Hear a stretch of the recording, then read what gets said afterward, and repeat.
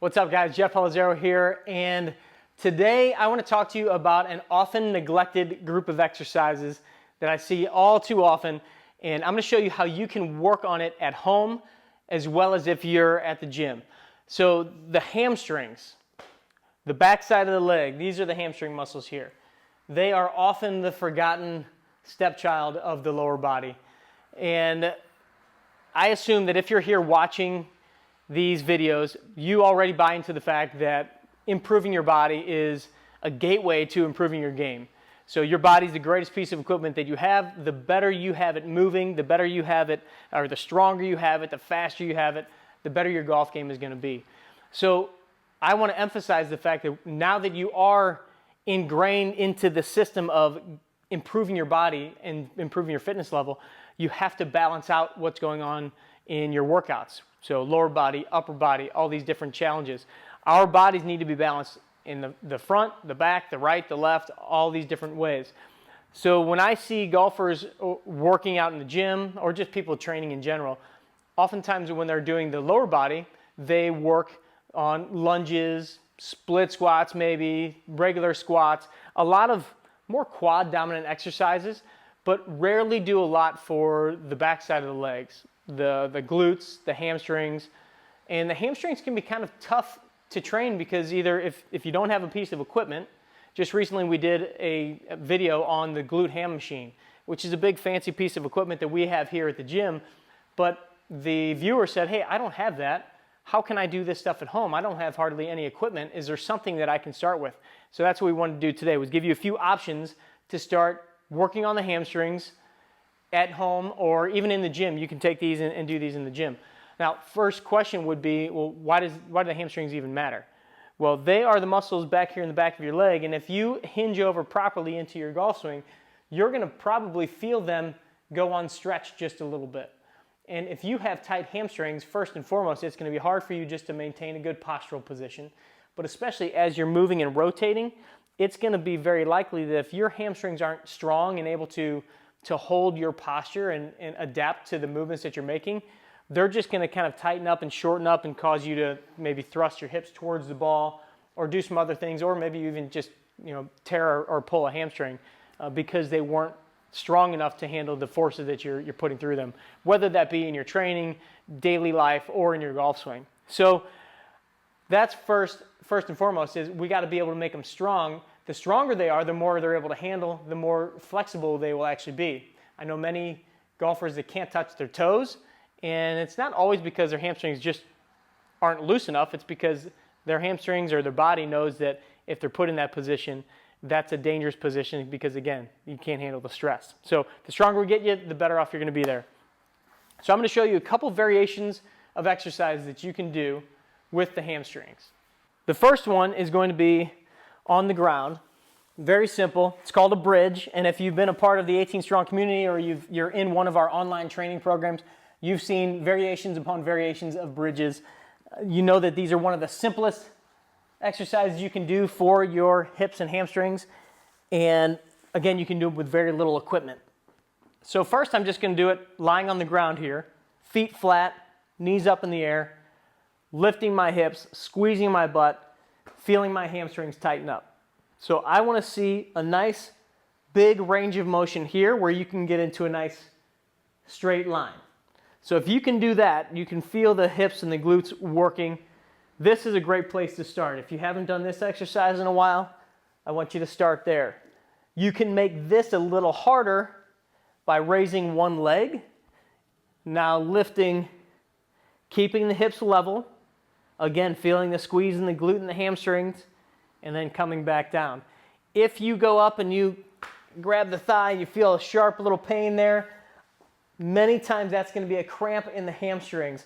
I've seen guys go down, it looks like a sniper got him in the back of the leg.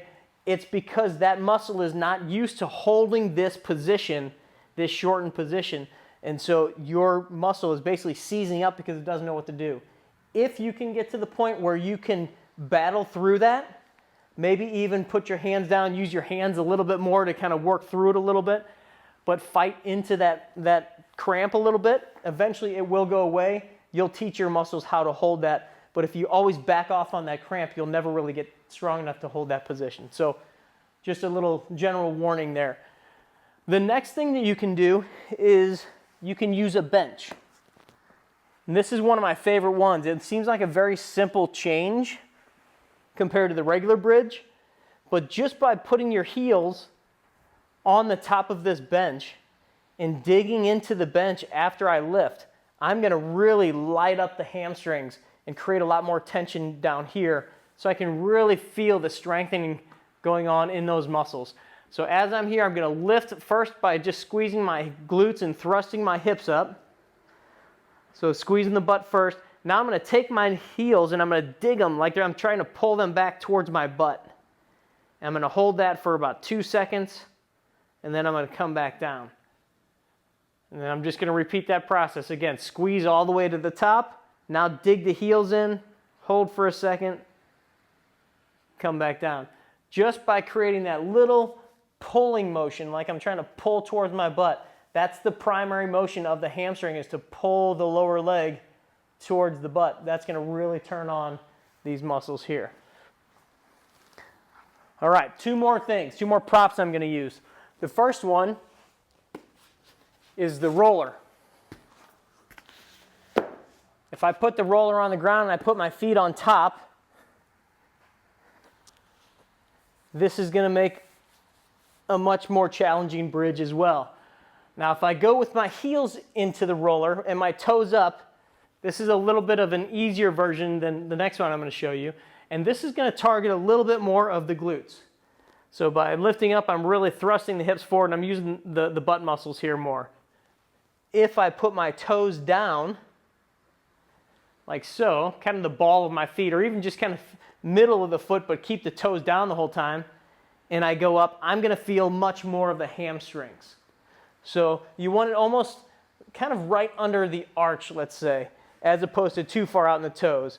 If you get right under the arch, but you keep the feet as flat as possible, you're going to feel that a lot more in your hamstrings, again, because this thing wants to roll away from you, so you have to kind of like pull it back towards you in order to keep it from rolling away. So that's going to really get the hammies. And then the last one is using a big exercise ball. So if you have one of these are a great tool to have at home. There's so many different exercises that you can do with these. But for this video and for the hamstrings, we'll even say hamstrings and glutes, since so much of this is a little bit of both. First thing is you can basically mimic the one that we did on the bench. So this is just going to make it a little bit more out of control, a little more unstable. So you're digging the heels in, squeezing the hips, lifting as hard and as high as you can. But again, as you're up at the top, you're trying to dig the heels like you're pulling them back towards your butt, and then you're coming back down. Lifting all the way up, and then all the way down. If you go with the feet flat, it's going to be a little bit more of just the glutes. You're still getting hamstrings, but not quite as much as if you're digging those heels in. And then lastly, and this is probably the one that mimics like if you know what a hamstring curl machine is, you may have seen those at the gym. You can sit in them, you can lie on them. But this is the closest you can get to a true hamstring curl, where you're coming up and you're rolling the ball back and then slowly letting the ball roll away. This is one of my favorite ones to throw in, even on a program where somebody has a gym membership, because it's definitely a move that most people aren't used to. If you've never done this, this is going to be a challenging one. Again, I want the hips coming up first.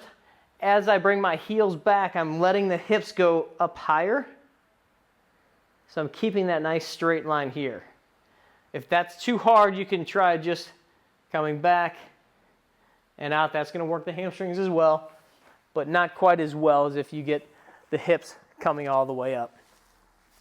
So those are just a few different variations that you can do with just minimal equipment. Again, the idea here is to create that tension, though. You heard me talk a lot about squeezing and pushing and feeling the hamstrings. I want you to have intention in each of these exercises so you know that you're working what you're intending to work. We don't have weights here. We can't accelerate the resistance by bands or weights on some of these different exercises. So it's really the amount of tension that you put into it. So think of it just like you would go to shake somebody's hand. If you want to shake their hand real hard, you can create extra tension. If you want to shake it real light and give the old dead fish handshake, you can do that too. I see people do these exercises both ways. One is way more effective and efficient than the other. If you put the effort and you put the intention into that resistance, you're going to get a lot more out of these exercises. All right, thanks for joining us. If these videos are helpful, I want you to go down and subscribe to the 18 Strong YouTube channel. And if you haven't yet, be sure to check out the podcast over on iTunes or Stitcher, wherever you listen to podcasts. Or if you're just looking for a program, somebody to tell you what to do to get your body in the best shape to play your best golf, be sure to check out our training programs over on 18strong.com or in the links below. Train hard, practice smart, and play better golf.